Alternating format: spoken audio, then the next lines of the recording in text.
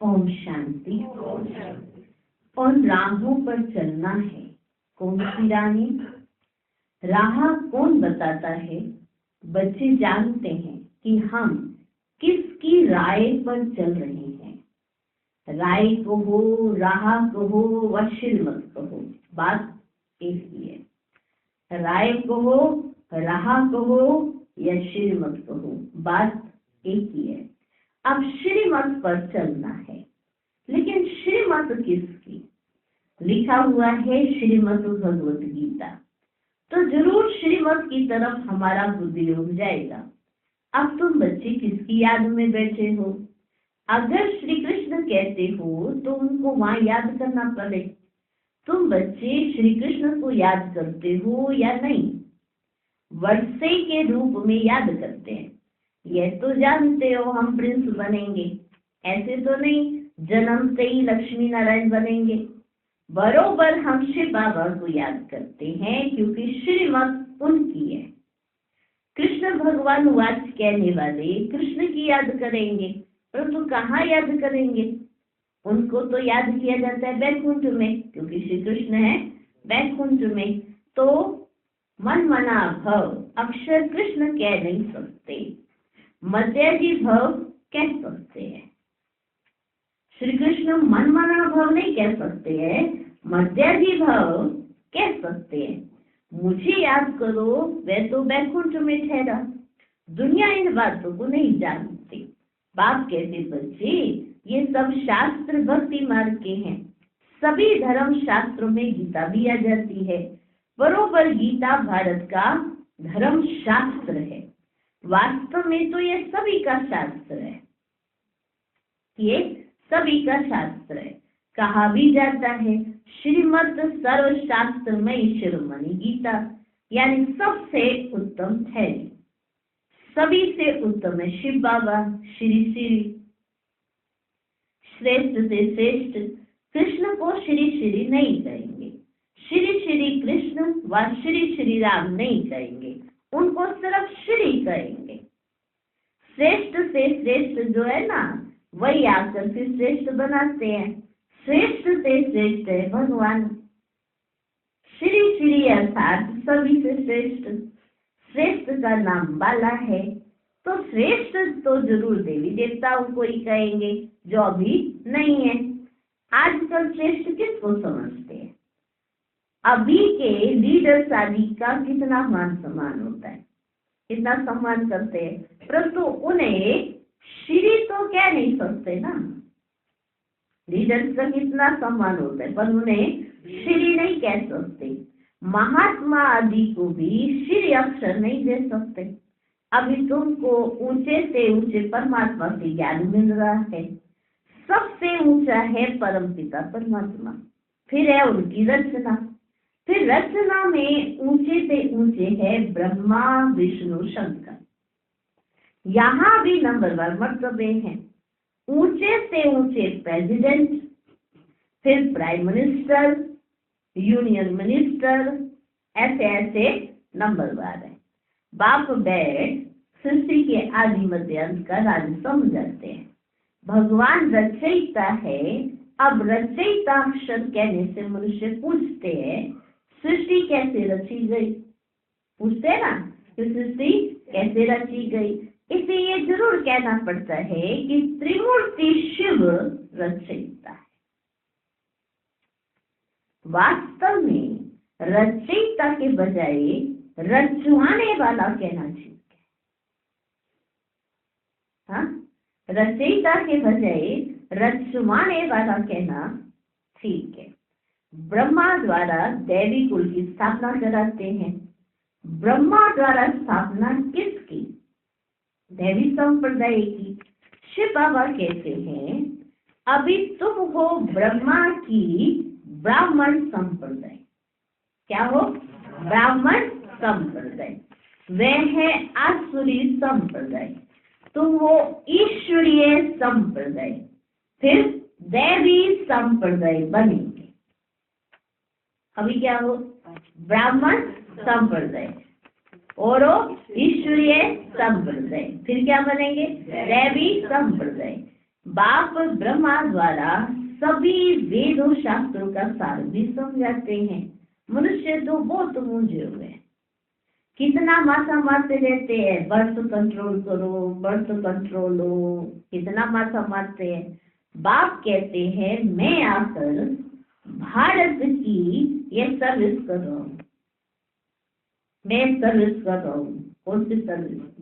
हाँ, मैं भारत की ये सर्विस कर रहा हूँ। यहाँ तो है ही तमो प्रधान मनुष्य, तमो प्रधान मनुष्य है ना, 10-12 बच्चे पैदा करते रहते हैं। कितने तमो प्रधान मनुष्य है कि 10-12 बच्चे पैदा करते रहते। झाड़ वृद्धि को जरूर पाना ही है, पत्ते निकलते रहेंगे, इसको कोई कंट्रोल करना सकता।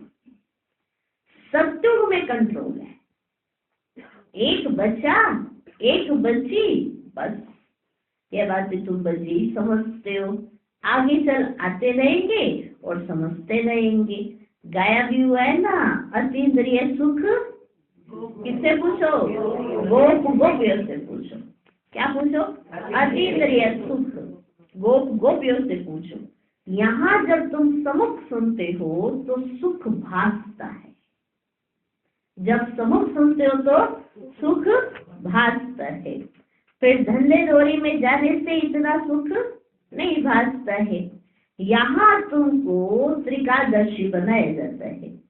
त्रिकालदर्शी को स्वदर्शन चक्रधारी भी कहते हैं। क्या कहते हैं? स्वदर्शन चक्रधारी। मनुष्य कहते हैं फलाना महात्मा ना त्रिकालदर्शी था। तुम कहते हो वैकुंठ नाथ राधे कृष्ण को भी स्वदर्शन चक्र की व तीनों कालों की नॉलेज नहीं थी। तो महात्मा कैसे त्रिकालदर्शी हुआ? जब राधे कृष्ण को स्वदर्शन चक्र की तीनों कालों की कोई नॉलेज नहीं थी। कृष्ण तो सभी का प्यारा सत्यु का फर्स्ट प्रिंस है, परंतु मनुष्य ना समझने के कारण कह देते कि तुम श्री कृष्ण को भगवान नहीं मानते हो क्योंकि तुम नास्तिक हो। वो आप लोगों को क्या कहते हैं कि आप लोग श्री कृष्ण को भगवान नहीं मानते इसलिए नास्तिक हो। फिर विघ्न डालते हैं। अविनाशी ज्ञान यज्ञ में विघ्न पड़ते हैं, कन्याओं माताओं पर भी विघ्न पड़ते हैं। विघ्न आते हैं ना कन्याओं माताओं पर। बांधेरियां कितना सहन करती हैं, तो समझना चाहिए ड्रामानुसार हमारा पाठ ऐसा ही है। जब उन पे विघ्न पड़ते हैं तो उन्हें ये समझना चाहिए ड्रामानुसार हमारा पाठ ऐसा ही है। विघ्न पड़ गया फिर ये ख्यालात नहीं चलना चाहिए कि ऐसे नहीं करते तो ऐसा नहीं होता, माना हम ज्ञान में नहीं चलते तो आज कोई हम पर विघ्न ही नहीं डालता। ऐसे ख्यालात नहीं चलने चाहिए। विघ्न तो पड़ेंगे क्योंकि आप बाप की श्रीमत पर चल रहे हो, भगवान की श्रीमत पर चल रहे हो, तो दूसरे तो समझेंगे ये तो भगवान को छोड़ बैठे हैं, श्री कृष्ण को नहीं मानते, नास्तिक है। लेकिन सही मायने में आस्तिक तो अब आप बने हो, क्योंकि वो जिसकी पूजा करते हैं वो उसी को पूरी तरह से नहीं जानते, तो वो नास्तिक हुए। आप कहते हो आप नास्तिक है, वो कहते हैं आप नास्तिक हो, तो वो विघ्न डालते हैं कि हमारे पर मान चलो। तो माताओं बहनों पर तो बहुत विघ्न पड़ते हैं, पर अगर कुछ सहन करना पड़े और वो उस समय ऐसे ख्यालात ले आए कि हम ऐसा नहीं करते तो ऐसा नहीं होता, ऐसे नहीं करते तो बुखार नहीं आता, हाँ, ऐसा नहीं करते तो ऐसा नहीं होता, ऐसे नहीं करते तो बुखार नहीं होता, हम ऐसे नहीं कह सकते, हम ऐसे नहीं कह सकते। क्यों? क्योंकि हम ड्रामा को जानते हैं, तो हम ऐसा नहीं कह सकते। ड्रामानुसार ये किया, कल्प पहले भी किया था, तब तकलीफ हुई। पुराने शरीर को क्षतियां भी लगनी ही है, अंत तक मरम्मत होती रहेगी। इस पुराने शरीर की, ये पुराना घर है ना, ये आत्मा इसमें बैठी है, ये पुराना घर है। अब पुराने घर में रहना है, ऊपर से छत गिरने वाली हो तो उसकी क्या कराओगे? ऐसा थोड़ा उसे छोड़ कर भाग जाओगे। क्या कराया जाता है? मरम्मत ही कराई जाती है ना। तो ये शरीर क्या है? आत्मा का ये घर है, ये मकान है। अब इसकी क्या कराई जाए? मरम्मत। तो पुराने घर को चटियां तो लगती ही है। तो ये शरीर है पुराना, तो इसको चटियां तो लगती ही है।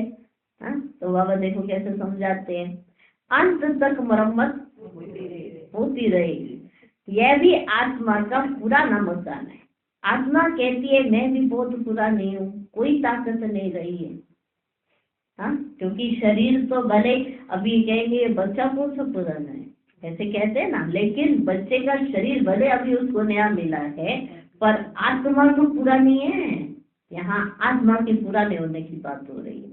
तो शरीर भी उसको पुराना, इसी प्रकृति में, प्रकृति तो पुरानी है। प्रकृति तो 5000 वर्ष में देखो उसकी अवस्था कैसी हुई है। तो उसी प्रकृति जो पुरानी मिट्टी है उसी से तो शरीर बना है, नई मिट्टी थोड़ा आ गई है। आ गई क्या नई मिट्टी? हाँ, यहाँ का जो खान पान जो भी है उसी परमान तो प्रकृति तैयार होती है ना। तो वो खान पान कौन सा है? वो पुराना ही तो है, नया है क्या? नया है नहीं। जब मिट्टी नहीं है तो शरीर कैसे नया हो सकता है? इसे आत्मा को भी तो देखो कितनी पुरानी हो गई है, कोई ताकत नहीं रही। ताकत ना होने के कारण कमजोर आदमी दुख भोगते हैं, ये ताकत नहीं होती है। माया कमजोर को बहुत दुख देगी, कमजोर को बहुत दुख देगी। हम भारतवासियों को बरोबर माया ने बहुत कमजोर किया है। हम बहुत ताकत वाले थे, फिर माया ने कमजोर बना दिया। अब फिर उन पर जीत पाते हैं तो माया भी हमारी दुश्मन बन जाती है। उसने हमारे पर राज किया, माया ने हमको कमजोर कर दिया, हमारी ताकत सारी छीन ली। तो जब हम उससे फिर से लड़ाई करना शुरू कर देते हैं तो वो हमारी दुश्मन बन जाती है। एक के आप अंडर थे, हाँ? तो क्या हुआ था? तो वो मालिक थी, आप कमजोर पे कमजोर होते चले गए। अब बाबा आए, बाबा ने कहा ये माया मरी पड़ी है, इसे खड़े हो जाओ। तो खड़े हो गए। तो माया के अच्छा मेरे सामने खड़े होते हैं ये, तो वो क्या बन गई? दुश्मन बन गई। भारत को ही जास्ती दुख मिलता है, सबसे कर्जा ले रहे हैं। भारत बिल्कुल पुराना हो गया। जो बिल्कुल साहूकार था उनको बहुत बेगर बनना है, फिर बेगर से प्रिंस। बाबा कहते शरीर के भान से भी दूर खाली हो जाओ, इस शरीर के भान से भी दूर खाली हो जाओ। तुम्हारा यहाँ कुछ है ही नहीं सिवाय शिव बाबा, दूसरा न कोई। तुम्हारा यहाँ कुछ है ही नहीं सिवाय शिव बाबा, दूसरा न कोई। तो तुमको बहुत बेगर बनना पड़ेगा। युक्तियां भी बताते रहते हैं। जनक का मिसाल है ना, गृहस्थ व्यवहार में रहते कमल फूल समान रहना है, श्रीमत पर चलना है, सब सरेंडर भी कर देना है। जनक ने सब कुछ दिया, फिर उनको कहा कि अपनी मिल्कियत तुम संभालो और ट्रस्टियों करो। हरिश्चंद्र का भी दृष्टांत है, माना दिया और फिर से कहा गया कि आप इसे ट्रस्टी होकर संभालो। माना आपने दे दिया, अब इसमें मोह नहीं जाना चाहिए, लेकिन अब इसकी संभाल भी करो। बाप समझाते बच्चे, तुम अगर बीज नहीं बोएंगे तो तुम्हारा पद कम हो जाएगा। Follow father. तुम्हारे सामने ये दादा बैठा है, ये दादा बैठा है, बिल्कुल ही शिव बाबा और शिव शक्तियों को ट्रस्टी बनाया। शिव बाबा थोड़ी बैंक संभालेंगे, ये अपने पर थोड़ी बलि चढ़ेगा, इनको माताओं पर बलि चढ़ना पड़े, तो इनको माताओं पर बलि चढ़ना पड़े। माताओं को ही आगे करना है। बाप आकर ज्ञान अमृत का कलश माताओं को ही देते हैं कि मनुष्य को देवता बनाए, लक्ष्मी को नहीं दिया है। इस समय यह है जगत अम्बा, सत्युग में होगी लक्ष्मी। जगत अम्बा का गीत कितना अच्छा बना हुआ है। कौन सा गीत? हाँ, माता और माता तू है सबकी भाग्य विधाता। जगत अम्बा का गीत कितना अच्छा बना हुआ है, उनकी बहुत मान्यता है। वे सौभाग्य विधाता कहते हैं। उनको धन कहाँ से मिलता है? क्या ब्रह्मा से, श्री कृष्ण से? नहीं, धन फिर भी मिलता है ज्ञान सागर से। यहाँ यह बड़ी गुप्त बातें है ना, ये बड़ी गुप्त बातें है ना। भगवान वाच है सबके लिए, भगवान तो सबका है ना। सब धर्म वालों को कहते हैं मामेकम याद करो। भर शिव के पुजारी भी बोलते हैं, परंतु जानते तो कुछ भी नहीं है। वह हुई भक्ति। अब तुमको ज्ञान कौन देते हैं? Most beloved father. कृष्ण को ऐसे नहीं कहेंगे, उनको तो सत्युग का प्रिंस कहेंगे। भर कृष्ण की पूजा करते हैं, परंतु ये ख्याल नहीं करते कि वे सत्युग का प्रिंस कैसे बना। ये ख्यालात नहीं आते कि ये सत्युग का प्रिंस कैसे बना। आगे हम भी नहीं जानते थे, तुम बच्चे अब जानते हो। बरोबर हम फिर से प्रिंस प्रिंसेस बनेंगे, तब तो फिर बड़े होकर लक्ष्मी नारायण को बनेंगे ना। यह नॉलेज है ही भविष्य के लिए। इसका फल 21 जन्म के लिए मिलता है। कृष्ण के लिए नहीं कहेंगे कि वे वर्षा देते हैं, वर्षा बाप से मिलता है। शिव बाबा राजयोग सिखलाते हैं। ब्रह्मा के मुख से हजारों ब्राह्मण निकलते हैं, ऐसे दिखाते हैं। ब्रह्मा के मुख से हजारों ब्राह्मण, उनको ये शिक्षा मिलती है ना, सिर्फ तुम ब्राह्मण हो कल्प के संगम युग के, बाकी सारी सृष्टि है कलयुग की।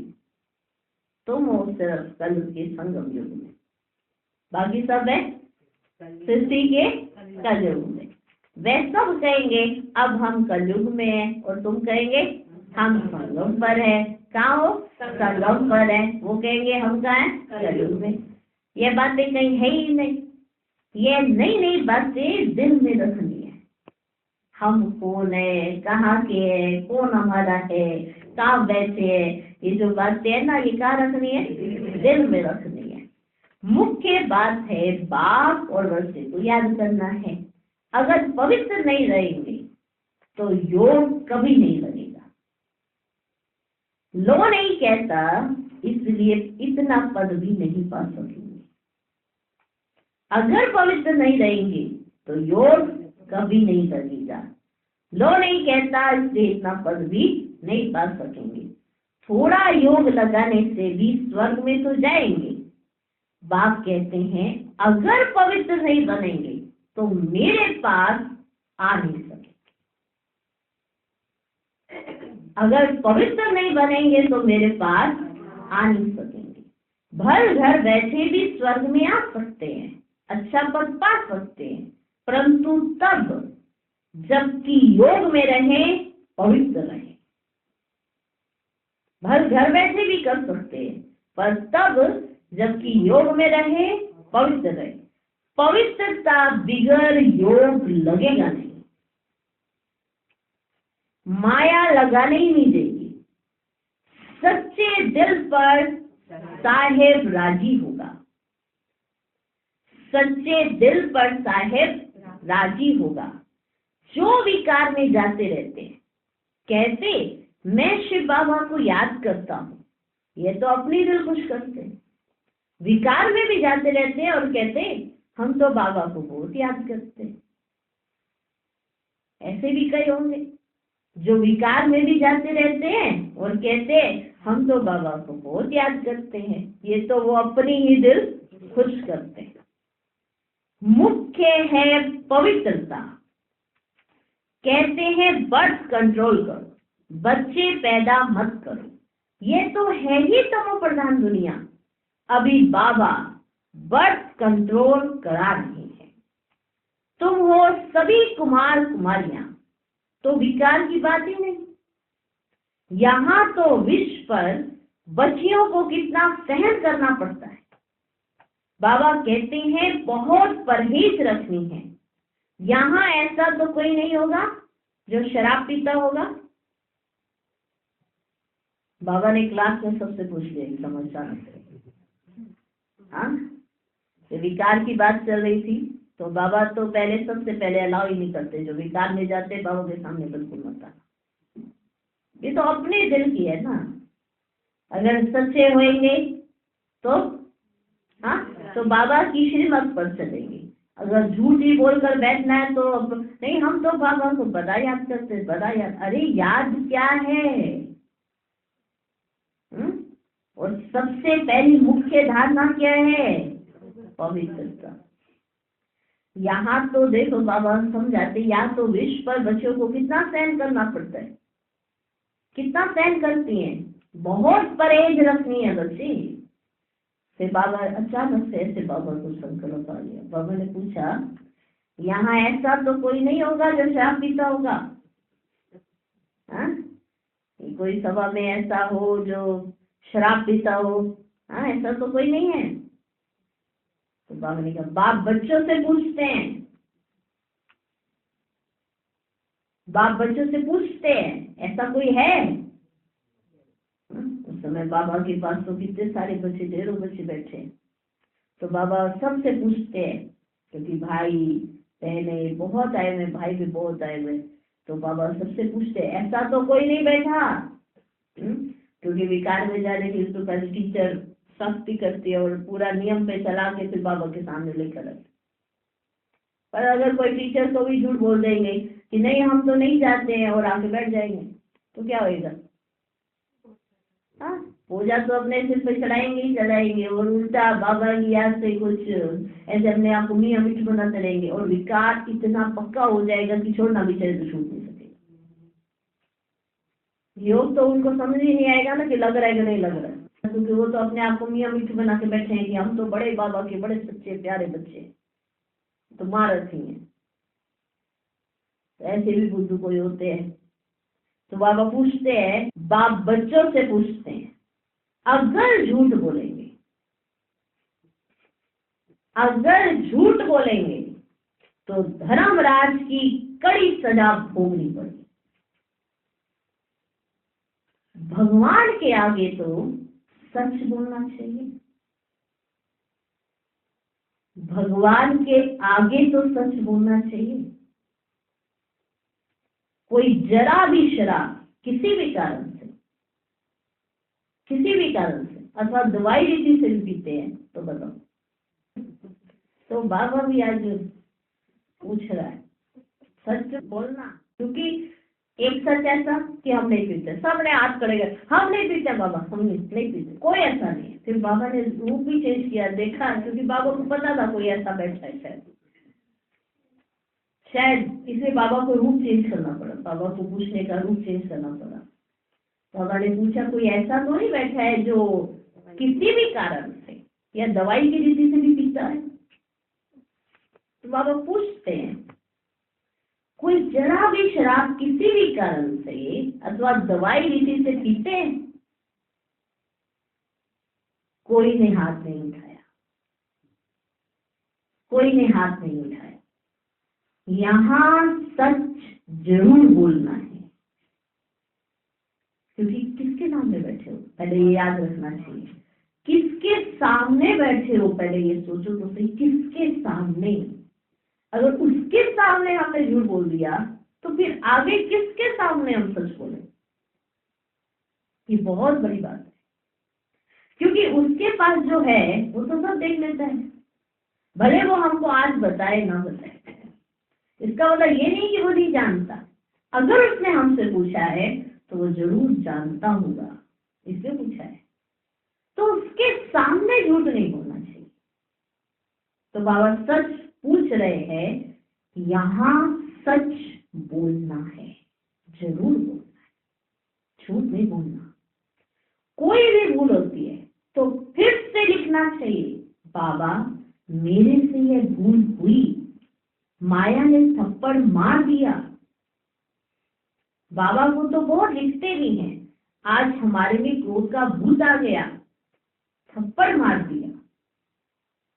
क्रोध का भूत आया और हमने थप्पड़ मार दिया किसी को, दूसरे को, चाहे बच्चे को, किसी को भी। क्रोध का भूत आया और हमने थप्पड़ मार दिया। आपकी तो मत है बाबा कि थप्पड़ नहीं मारना चाहिए।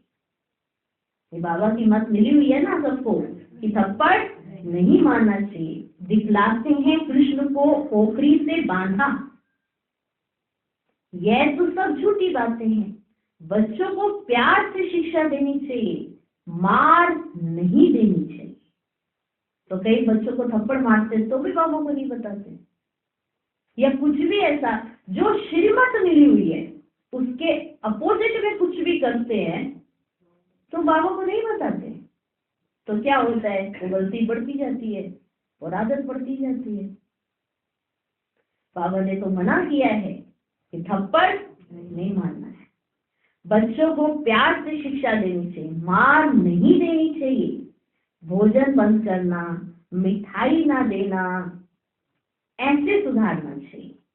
थप्पड़ मारना क्रोध की निशानी हो जाती है। सो भी महात्मा पर क्रोध करते हैं। बच्चा माना महात्मा, सो भी महात्मा पर क्रोध करते हैं। छोटे बच्चे महात्मा समान होते हैं ना, इसलिए थप्पड़ नहीं मारना चाहिए। गाली भी नहीं दे सकते। कई बच्चे अपने कोई होता है, बच्चों को कई बार इस चीज का बहुत सामना करना पड़ता है कि पिता अगर कुछ क्रोध में है तो जाके बच्चों पे गालियां निकालने लग जाते हैं। अगर कोई पिता बच्चे पे गाली निकालता है और बच्चे पे हाथ उठाता है तो कितना भोजन चले, क्योंकि बच्चा आज बाबा ने कैसे समझाया, महात्मा समान है। गाली भी नहीं दे सकते। ऐसा कर्म नहीं करना चाहिए जो ख्याल में आए हमने ये विकर्म किया। अगर किया तो फौरन लिखना चाहिए, बाबा हमसे ये भूल हुई, हमें क्षमा करो, आगे नहीं करेंगे। तौबा करते हैं ना, वहां भी धर्मराज सजा देते हैं तो तौबा करते हैं, आगे फिर नहीं करेंगे। बाबा बहुत प्यार से कहते हैं, लाडले सपूत बच्चे, प्यारे बच्चे, कभी झूठ नहीं बोलना, कभी झूठ नहीं बोलना। क्योंकि झूठ बोलकर किसके आगे झूठ बोला, और बाबा को फिर सबूत रखने पड़े कि बच्चे देख लो। जैसे कोर्ट का सीन होता है तो एक आता है कहता है कि मैंने कुछ नहीं किया, मैंने कुछ नहीं किया, फिर उसके सामने सबूत रख दिए जाते हैं कि ये देखो तुमने किया या नहीं किया, फिर वो मान जाते हैं हाँ मैंने किया। ऐसा कुछ नहीं करना कि भगवान को कोई तुम्हारे आगे सबूत रखना पड़े और फिर तुम कहो कि हाँ हाँ किया। बाप के आगे कभी झूठ नहीं बोलना।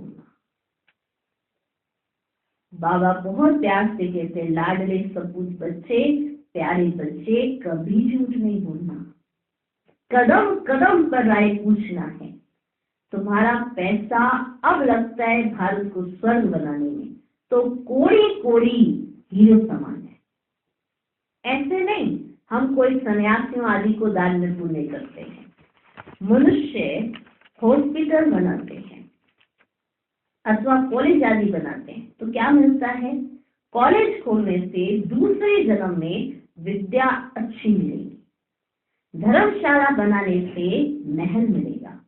यहाँ तो तुमको जन्म जन्मांतर के लिए बाप से बेहद का सुख मिलता है, बेहद की आयु मिलती है। इससे बड़ी आयु और कोई धर्म वाले की होती नहीं। कम आयु भी यहाँ की गिनी जाती है, तो बेहद के बाप को चलते फिरते उठते बैठते याद करेंगे, तब ही खुशी में रहेंगे। कोई भी तकलीफ हो तो पूछो, बाकी ऐसे थोड़े गरीब होंगे, ऐसे थोड़े कि गरीब होंगे कहेंगे बाबा हम तो आपके हैं, अब हम आपके पास बैठ जाते हैं, हम तो गरीब हैं। हाँ, ऐसे थोड़ा है कि गरीब हैं तो बाबा हम तो आपके हैं ना, तो आज से हम आपके पास बैठ जाते हैं। ऐसे तो दुनिया में गरीब बहुत है। सब कहें हमको मधुबन में रख लो, ऐसे तो लाखों इकट्ठे हो जाए। यह भी कायदा नहीं। तुमको गृहस्थ व्यवहार में रहना है, यहाँ ऐसे रह नहीं सकते। धंधे में हमेशा ईश्वर अर्थ 1-2 पैसा निकालते हैं। बाबा कहते हैं अच्छा तुम गरीब हो, कुछ भी नहीं निकालो, नॉलेज को तो समझो और मन मना भव हो जाओ। तुम्हारी मम्मा ने क्या निकाला? फिर वे ज्ञान में भी सीखी है, तन मन से सेवा कर रही है। इसमें पैसे की बात नहीं, बहुत बहुत करके 1 रुपया दे देना, तुम्हें साहूकार जितना मिल जाएगा। पहले अपने गृहस्थ परिवार की संभाल करनी है, बच्चे दुखी ना हो। अच्छा, मीठे मीठे सिकिलधे बच्चों प्रति माता पिता बाप दादा का याद प्यार और गुड मॉर्निंग। वंदे मातरम, सलाम वालेकुम, जय जय जय हो तेरी। ओम शांति। हम रूहानी बच्चों की भी दिल जान सिख व प्रेम से बहुत बहुत बहुत याद प्यार और नमस्ते नमस्ते नमस्ते। Good morning good morning good morning. बाबा का प्यार बेशुमार है। बाबा के प्यार के आगे हम बच्चों का प्यार बहुत कम है, इसलिए बेशुमार प्यार की रिटर्न हम वही करेंगे जो बाबा कहेंगे, कदम कदम श्रीमत पर चलेंगे। ओम शांति।